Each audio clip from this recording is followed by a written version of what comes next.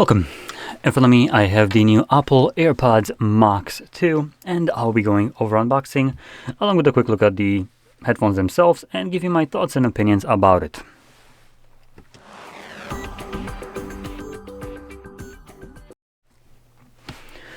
Okay, so opening this up, do have just these two pull tabs at the back, and I do want to give props to Apple for getting this right. Unlike some other ones, for instance from Samsung, which always rip halfway through. This is pretty nice. Now popping it open, we get the flesh colored pair right here. Cool.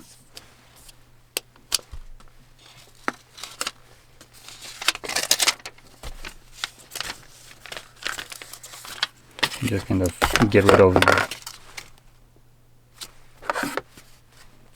okay. Rid of this. Come on, off you go. There we go.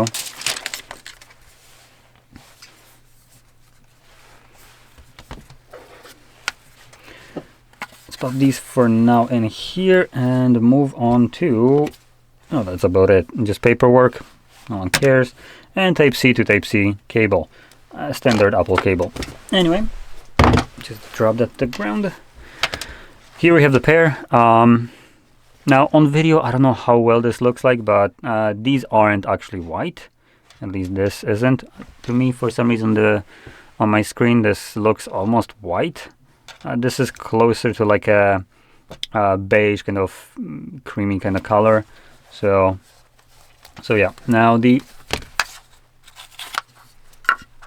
ear caps right here have this kind of goldish almost tone to it, rose gold or something along those lines, but it's like very subtle.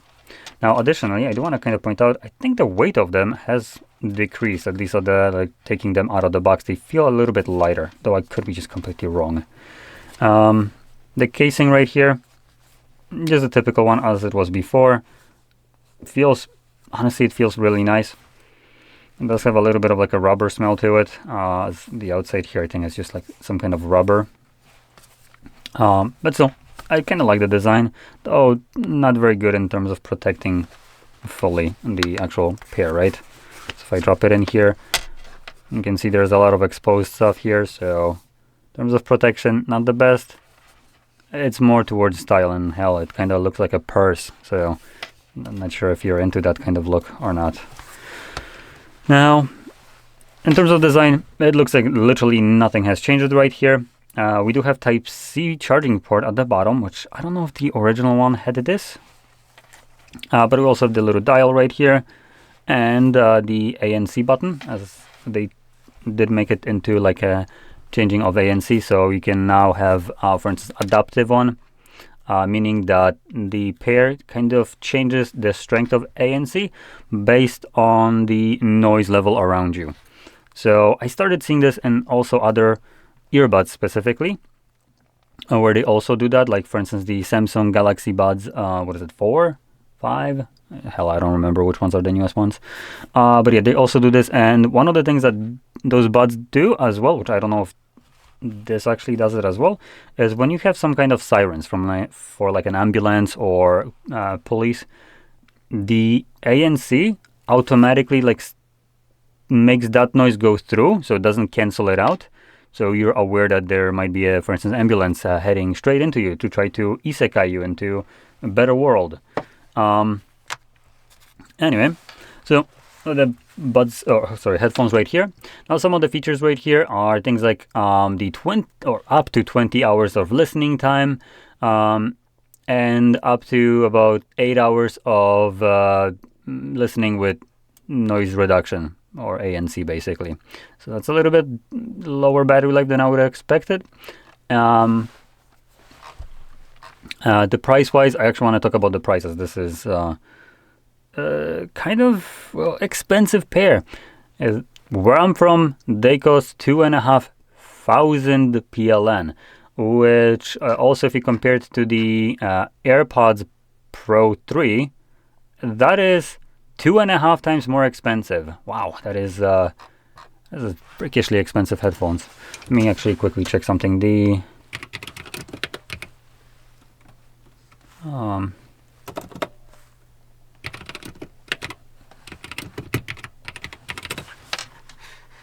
let's see, which ones are the newest ones? Oh, these ones. Okay, so I was kind of checking out before Bose Quiet Comfort Ultra headphones, and they are also freakishly expensive, but they are actually cheaper than what we have right here. Now, in general, I think it's just more of a personal preference, what you're looking for. I personally like Bose more, just personal preference, like I said. But in both cases, the sound here is freaking fantastic. I've listened to the the original AirPods Max, and they sounded amazing. But they, at least the original ones, let me put those on actually to check it out quickly. Yeah, they still have a little bit of weight to it. So yeah, they do still have a little bit of weight to them, a bit more than I would like on actual headphones. So one of the kind of downsides in my case with the aluminum build, even though it looks really nice and premium, it's just heavy on your head. Something that, for instance, the Quiet Comfort ones from Bose don't really have. That's why I kind of prefer it. Sound-wise, they sound great, but there is one little downside that I've seen, at least with the first generation, and it looks like it uses the same kind of crap as the first generation. So this is a rubber kind of coating right here. Now, one thing that I did see is that this coating will start to come off. Now, on this kind of color, it might not be as apparent when it's like on black. Black ones are very apparent when it's coming off, as you have the matte kind of rubber black, and then when it starts to come off, it's like way lighter color. So that is very visible, and this crap does, at least with the previous generation, did peel off, and that wouldn't be that bad in itself. The bad part is that after spending 2,500 PLN, Apple, even though you have warranty on them, doesn't cover that crap under warranty, because hey, they still sound, they still play music. So even though they're straight up like the design is falling apart, that's not covered by warranty, which I just find insulting. Charging you premium price, highest one of basically every kind of headphones like this, and then being like, ooh, tough shit that your headphones are peeling and looking fucking disgusting. That's gonna be 2,500 more if you want to get rid of that. Just buy new ones, you brokey. That's something that I don't vibe with. So because this one has also this kind of rubber surface right here coating, possibly this will also start to peel, and obviously that's not something that you want. You bought these because they look good, and you would probably prefer to keep them looking good. So once this crap starts to peel, just know that there is a high chance, if it peels, Apple won't be covering that with warranty. They will be just like, well, tough shit, brokey.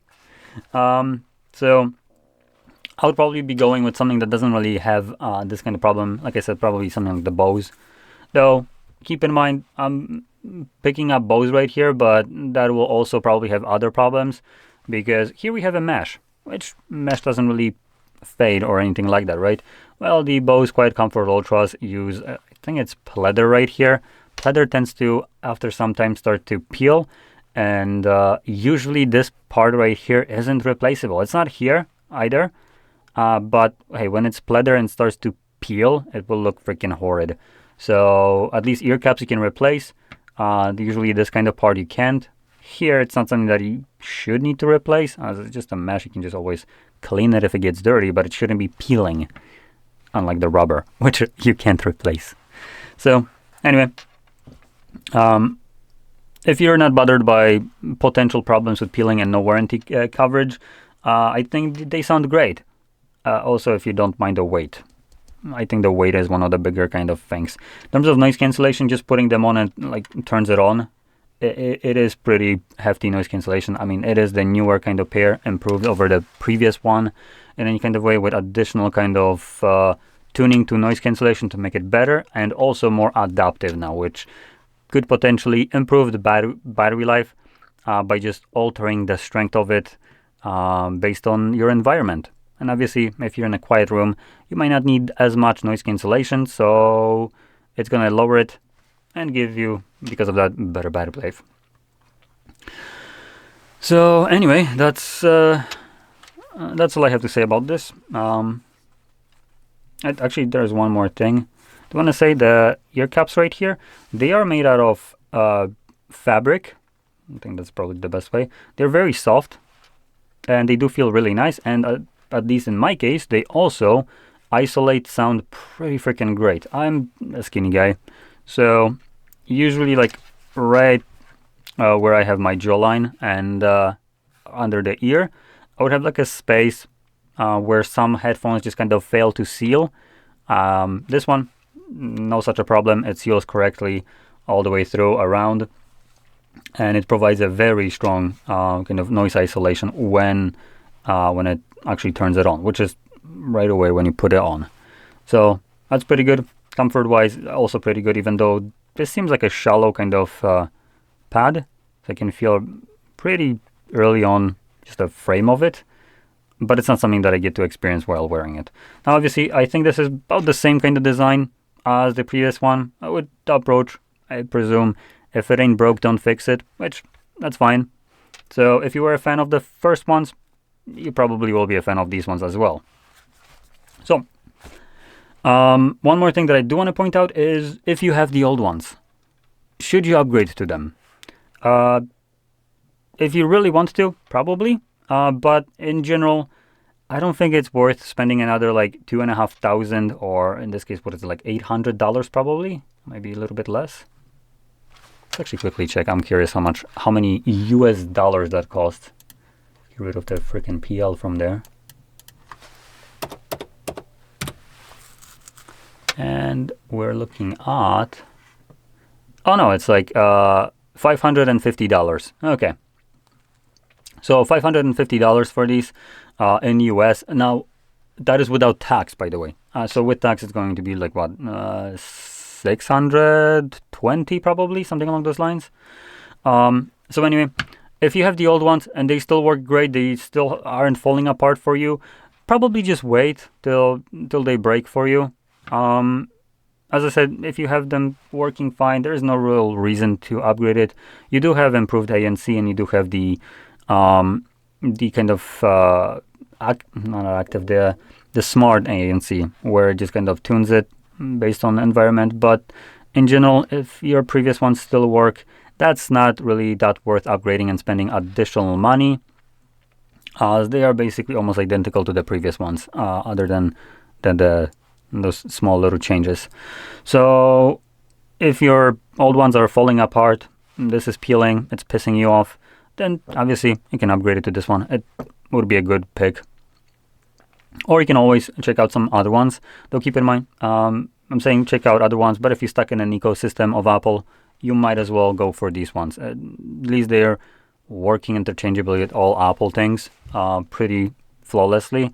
If you pick something else, maybe like those Bose that I was mentioning before, obviously that wouldn't be anymore the case, as you know, that would only be through Bluetooth. It wouldn't really account that account connections and the seamless kind of switching.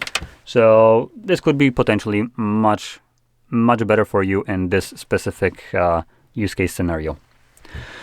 Anyway, probably as you gathered, this is not really my forte right here, talking about AirPods or Apple.